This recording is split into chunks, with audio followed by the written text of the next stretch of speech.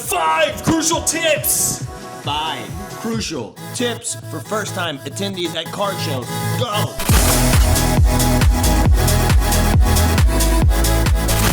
We are here to give you five crucial tips for new card show attendees. My name is Andy. I'm Micah. So let's get into it. Yeah.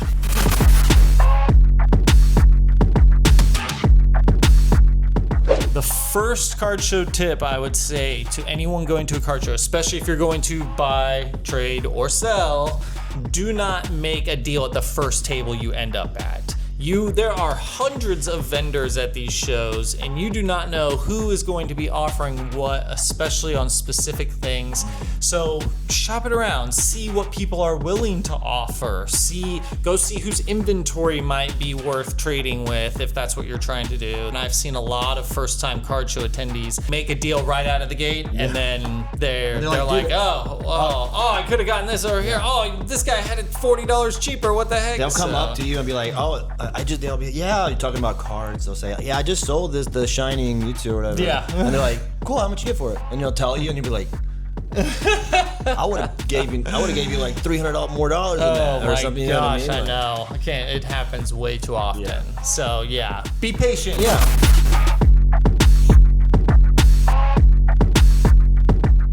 Number 2, prepare your numbers. Don't walk in there and be like, I don't know what I'm going to do.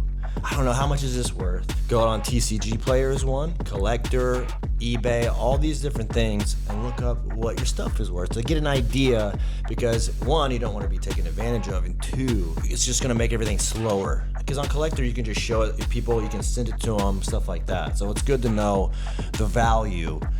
This is a shout out to Collector to sponsor us, maybe. I would say it helps us vendors a lot. Yeah, and it helps the vendors a lot. Yeah. There are specific apps that a lot of us use, pretty typically. There's some that we avoid. So But just keep it basic and look up, I would say, Collector, TCG Player. Right. And look on eBay sold if you can find the specific card. Yeah, especially if it's like fan art stuff or something that's not on those two, or Chinese cards. Chinese cards you can find on Collector, but not all of them. And this kind of ties into the next point, which is some collectors may value your card higher or just want it really bad because it's one of their grails or whatever it may be. Mm-hmm. If they just really like the card and they're like, it happens all the time. I just really like this thing. I don't know what it made, and that's how you should collect anyway. But that's the point of number 3.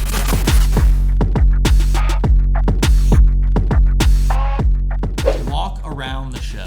Yeah. Explore. Mm-hmm. There is much to see at these shows, and a lot of people don't even see the whole floor because, 1, it may be so large that there's just too much to see. But falling back into the first point that we made, don't make the first deal that you do. Yeah. At the same time, if you go around and you search everywhere and you've really understood the lay of the land. You're getting a feel for the environment. Yes. You're seeing, hey, what are these people talking about? Are these people joking around? Like, be observant, and then is there a lot of deals being made, or which vendors bring a lot of energy, and there's, and they could be just all flash, and they could try to rip you off. Right. There could be people that are just a small little table, but he's looking to buy a lot of cards because he just started vending and he's wanting to buy a lot of cards. There's people like that. Step 1, observe, feel the vibe. Step 2, start like shopping or trading or whatever you're doing and getting prices and numbers and the temperature, and then take pictures. Remember, that guy had this. Yes, that's side note, don't walk away from the card if you like the person or that it's a good price and you really want the card, because someone will come up behind you and buy it. Yes. It happens all the time. Yes. So if you feel comfortable and you're like, I feel good about this, then just do it. And if you know the numbers are good, whatever, you know what I mean? That's what I think. Right. Yeah. I agree. The best buying percentages can be another factor as well. That is something you'll notice where some people are just not offering a lot on specific items, whereas another vendor may offer a lot higher because they want it for their personal collection.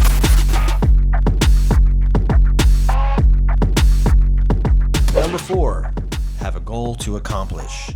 It's very important. Otherwise, you'll spend a lot of money, possibly, or make weird, bad decisions that you regret. At least get the thing that you're going for, and then maybe a little window shopping. Doesn't you know what I mean? Be a big goal either. Yeah, it doesn't have to be a big goal. Does not mean to be big. people think, oh man, people see these thousands of dollars on these tables, stuff like that. Be like, no, I need to find this one $10 card. But yeah, just have a goal, whether it be to finish a master set or look for certain cards. It makes it more fun too. Figure out what you want to trade. Figure out what you don't want to trade. Yes. Stuff that you have to keep or that you really love and you don't want to let go of. Because it happens a lot where I'll be looking at stuff and I'm like, cool, I'll give you like $200 for these or whatever it is, trade value, and they'll be like, oh, I don't want to trade this one or that. I'm like, you should have told me that. You know what I mean?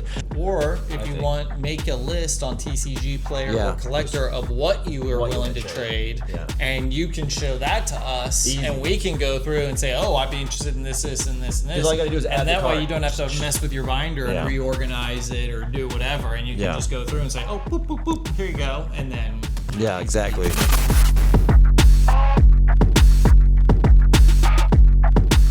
The last note that we would love to give you guys is be kind.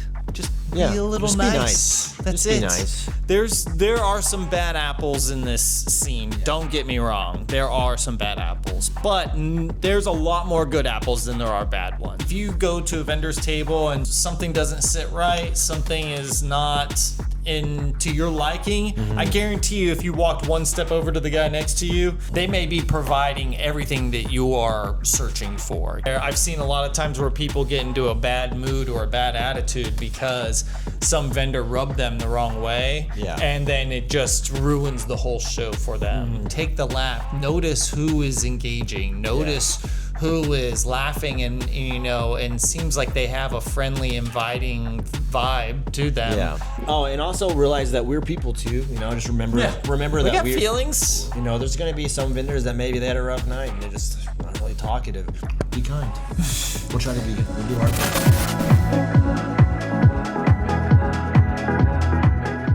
So just to wrap it up, just to remind you, be cool, have fun, go be prepared.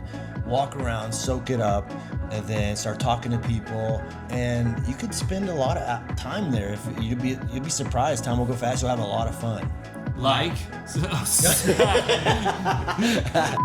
But let us know what your experience has been. Yeah, what happened to your first card show? Yeah, what happened to your first card show? Was it cool? Was it crummy? That'll do it for this show. Yeah. For this video, for this recording. Thanks for watching. See you on the next one. See you on the flippity flop. Bye-bye.